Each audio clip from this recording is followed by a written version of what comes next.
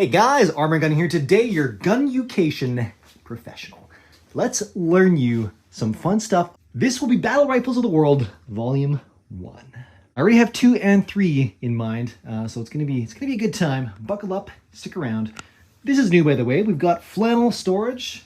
All my Dixons out on display. Also, they were taking over my office, they already took over my closet and the fact that it was spilled over into my office. So now we have some nice dedicated storage up there. Super stoked. And I just realized that corner is looking a bit bare, and that's because what usually is there is hiding in here, the AWSM. This is the deployment case, and I did actually do a short on this about a week ago. If you want to learn about that, you can check that out. Actually, one of my most asked questions is, what's in the box? What's that box by the safe? Green box. Tell us what's in the box, etc., etc. So there you go. All right, much better. Anyways, guys, buckle in. Yes, that is an RPG-7. And stay tuned for today's first of 3 battle rifles from the Cold War era. These guys are all very uncommon.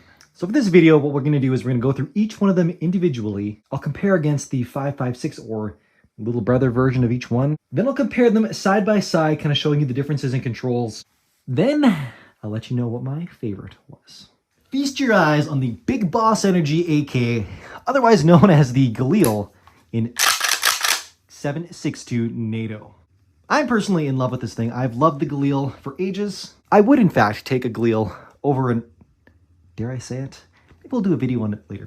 Now, by about this time, I should have at least 5 comments from Call of Duty fanboys that are saying, oh, we saw this in Call of Duty. We knew about the Galil. The Galil's not new. At least that's what they did in the short that I did, where I specifically said, here are 3 battle rifles you've never heard of. So again, in my title, I've refrained from doing that this time, but the Galil, you guys remember from Call of Duty, was not this one. In fact, it was this one, which I dare say is one of the sexiest rifles of all friggin' time. And yes, it has the bottle opener. But there is an important distinction, and that is that this guy is in 5.56. That's this guy right here, 5.56, versus the first one I showed you in 308, 7.62 NATO. That's very much so like an AR-15 versus an AR-10, which we'll get to soon as well. Then there's the Galatz, which is the DMR/sniper version. Again, don't worry about the sniper referring to the rifle. Yes, I know it's a semi-automatic, precision-oriented rifle, but sniper doesn't refer to the rifle itself. Sniper refers to the role of the dude in the military who carries out sniping. And the sniper rifle is whatever rifle that individual chooses to fulfill their role. Much like a DMR is used by a designated marksman. Anyways, those are stupid rare and quite heavy. I will do more content on the Galil once the rest of my Galil models arrive. Suffice it to say, this is a beautiful unit. Very nice shooter, super satisfying action. Has the iconic waffle pattern magazines. These are reinforcing ribs, by the way.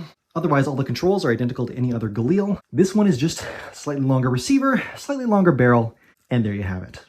These were not widely used or adopted by militaries in the Cold War era. Even the Israelis themselves, while they made them, it was made by IMI, Israeli Military Industries, they did not adopt them. These are most common in South and Central America. Places like Colombia and Guatemala, which used the Galil in 5.56 as well, they probably saw the most widespread use of the 7.62s. We'll hop into our second gun real quick, but first, our 15-second sponsor, Mira Safety, the company bringing the gas mask into the 21st century, guys. They support the channel. I got an affiliate link below, so check them out. Get yourself some survival gear that could be very relevant. You never know, so go for it, and you'll thank yourself. All right, guys, next up we have the SG542. This was made by SIG back in Switzerland. And once again, I bet this is something you are probably not very familiar with. Well, you are and you aren't. This looks strikingly like the SIG 5.50s. Namely, this sexy little devil. This is the SIG 5.53, aka Commando. And I freaking love this little guy. What a cutie. But this is not the guy we're talking about today. Dang, that's a nice trigger. We are talking about its father. Anyways, this thing is fantastic. So we are clear, same thing, just bigger. 7.62 NATO, bigger. Same controls. The 5.42 resulted in the fallout of a failed project after a breakup between SIG and Beretta that had went together to develop their own 5.56 chambered battle rifle. Something to compete with the AR-15s of the day, basically because Colt wouldn't license anybody else to make the design and sell it. Colt wanted all those sales themselves. So Beretta and SIG teamed up to do something. Ultimately, they broke apart because SIG wanted to go roller locked, Beretta wanted to go short stroke piston. Something, well, a lot like this. What happened? SIG made the 530, which was a roller lock version. Looks kind of like this, but not. And that didn't go very well, so then they, well, came up with this. Meanwhile, Beretta did the AR-70, which is basically the Beretta version of this. Fingers crossed I have one of them coming to the channel soon. Anyways, Switzerland at the time had some rough legislation that they wouldn't allow SIG to sell any military firearms to other countries. So instead what they did is they licensed this design to Manurin in France. They made a few, though not very many. Most of their guns I think were civilian models. The design was also licensed to Famea in Chile, which is pretty cool because check this out. I just happen to have one. This one's all painted up in tan, looks pretty darn good. But yeah, very nice gun. Fuzzy. Basically the same thing, though this is a civilian-only version. Still very nice rifle. And again, decently light. The SG542 is actually the lightest gun we're looking at today by almost a pound. And I totally forgot I could have shown you this instead of the SIG 553, but I forgot I had this. You know you have a lot of guns when? This is the 543. This is the same generation of gun, the 540 series, which is the carbine length version of the 540. The Commando's a 550 series. Anyways, this guy's super cute. Really like it. Beautiful shooter. And threaded barrel, so I threw a war comp on there. Anyways, Chile still makes them to this day. Every once in a while, they send them up to Canada for the civilian gun owners up here. But they're pretty cool, and they've done a few different modernizations in terms of furniture and whatnot. These are nice, handy guns, and they are basically Swiss AKs inside, which is pretty cool. That will finish off with this rifle and get to our last of this video. This is the Portuguese contract, or also later NATO contract, AR-10, but it was made by the Dutch in the Netherlands, aka Holland. Artillery Inrichtingen is the manufacturer.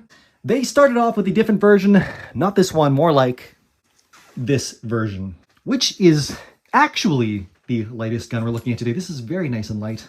Basically, as long as AI was making guns, they were constantly doing little improvements, but there were some more major improvements at times, and the Sudanese one was, well, one of them. There's also a transitional model, which I believe is what's considered the Cuban gun. Fun fact, Cuba got these things before Uncle Sam in USA. But then they went full commie and, well, no more for them. Anyways, I'll do a separate video on these guns at some point, going through more of the changes. Ian from Forgotten Weapons has done some videos on these as well and their development with my friend Richard the Real Deal Movie Arms personal collection. So I would check those out if you want. They are very nice. Not the best trigger. Freedom chocolate. Neat mags. And that's the early design. Again, by contrast, this design right here has a lot more going on, and, well, she gained a couple pounds along the way. She thick. Though this is remarkably more durable.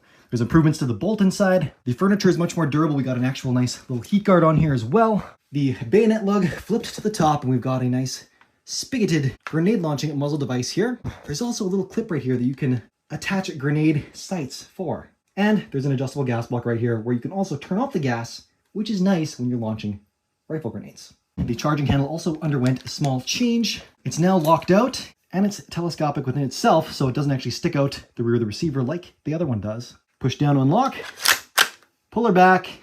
What a beauty. Updated bolt catch and release as well, with a little more meat to it. And a much nicer trigger. You can compare that against the Colt SP1. This is a civilian model, but it is very, very nice. M16A1 pattern. Nice and light as well. Very handy. Handy rifle. We're clear. Different mags, as you can see. They did change that pretty quickly. But these came around a little bit later. Got their triangle handguards now. The charging handle out of the carry handle. It's back here now. The classic T handle. And this is then what America used when they went into Vietnam. As for the AR-10s, well, them Yanks decided to go with the M14, which was a terrible choice. The AR-10 kicked the bucket for a couple decades until it was resurrected by the OG, Eugene Stoner, who was then working for Knights Armament Co., who to this day makes one of the best AR systems around. All right, guys, so in order, we'll start with the Galil. No last round bolt hold, but this does have ambi charging, which is pretty nice. The SIG 542 does have a last round bolt hold, but right side only or lefty charging. And the AR, it is ambi, but it's probably the least nice. Kind of gotta get your index finger in there. Not the biggest fan of that. Now I'll demonstrate reloads. This is a dummy 308, so there's no primer, there's no powder. Nice double stack, double feed magazine. Basically just your traditional AR style controls. Insert the mag, it locks. Bolt release right here. That's gonna chamber round. Safety selector. It's already on semi actually. That's safe. That's semi. A little different than what we're used to now. The SG 542 double stack, double feed. This one goes in like an AK. Insert, rock, and lock. Paddle mag release. This is safe. This is fire. This is a good time, albeit a little stiff. But basically, rock, lock, bolt release, you're in. Oh, such a light trigger pull.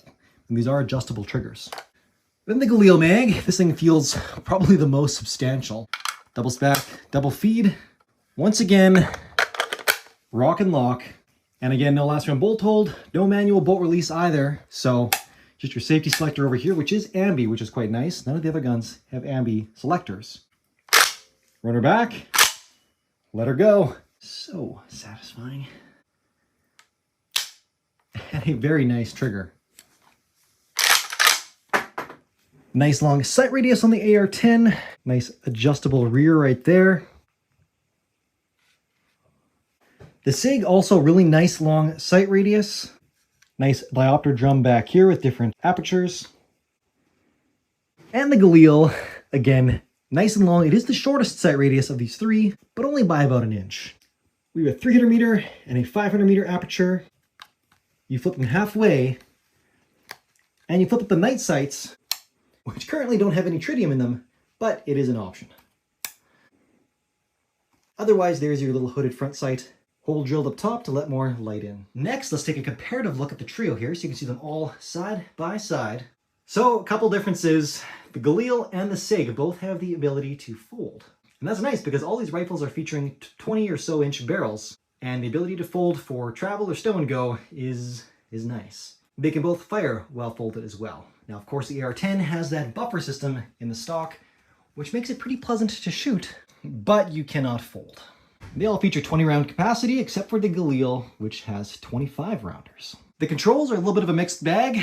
While the Galil is the closest to actually having true ambi controls, it doesn't have a manual bolt release, whereas both the AR-10 and the SIG SG-542 do. As another point of contrast, each of these guns employs a different of the three main operating systems. The AR-10 is, of course, direct impingement, or internal piston is a kind of a technical name for it. Then we have the long stroke piston in the Galil, same as an AK-47, and then the short stroke in the SIG. That system was pioneered by, I think, the SVT-40. AR-18 popularized it, and you see it today in the G36, the HK-416, the British SA-80, and a bunch of others. Again, the SIG weighs the least. It's about a pound lighter than these other two, and the AR-10 is just marginally heavier than the Galil, just by a couple tenths of a pound. That leads me to discuss which one is my favorite. Which one would I pick for myself? Maybe that's not the same answer, but in this case, I think it is. Now, don't get me wrong, I love all these things. I have a lot of respect for the SIG. I love the original AR-10. The thing is beautiful, and that is an absolute tank of a gun as well.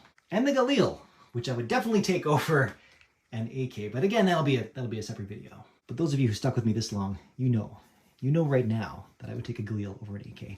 And in fact, I would take a Galil over all of these. The Galil, I think, that's gotta be my pick. Why? Why this gun? Well, I do love the ambi safety. That thing is friggin' awesome. This has the ability to take a mounted optic. Actually, all of them do, except for the AR-10. The AR-10 had a special version. That is not one of them, but some of them did have special carry handles that did take optic mounts. Anyways, I love this thing. It's very handy, it's very pointable, the highest capacity. It does also have shorty, like a little 11 rounder mags as well. Folding buttstock, which is just a freaking tank. Secondary melee weapon, I would dare say. Very comfortable grip. I don't know. I just really dig it. Actually, to be honest, if this was the SAR model with the 16-inch barrel, this guy here is actually the 20 or the 21, With the 16-inch, this thing would be considerably shorter, more handy. Then it would be undeniable. I would absolutely take this guy. Anyways, guys, that's that for this one. We will do a volume 2 and a volume 3 in the future. I've got them both planned out. If you like this style of video, check out my sniper rifles of the world. Again, I'll link those all in the cards, so check those out if you want to watch more. Otherwise, guys, stay tuned. Next week, another fun video for you, and I will see you all then. Arm and Gun, out. Boom diggity.